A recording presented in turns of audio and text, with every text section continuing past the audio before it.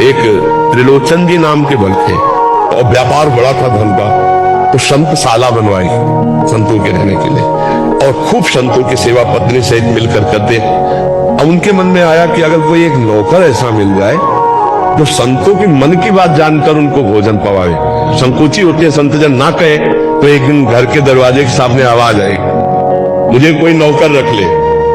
भगवान स्वयं भगवान, ये भक्तमाल ग्रंथ में लिखा हुआ है, उनका पेमेंट कुछ नहीं, बस भोजन। तो बोले आप संत सेवा कर लोगे? बोले इसकी तो हमें पुरानी आदत है, संत सेवा कर लेगी तो हमारी पुरानी आदत है। क्या नाम है तुम्हारा?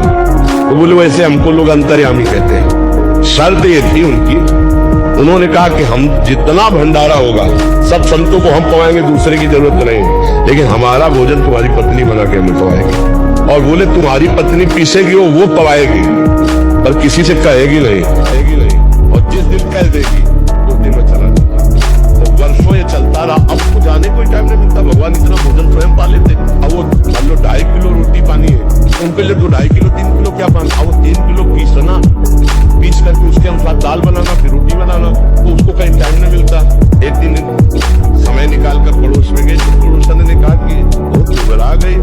उनका बताना नहीं, हमारे एक नौकर है बहुत सेवा करता है और बहुत खाता है। अब वो अंतर्यामी भगवान अंतर्यामी।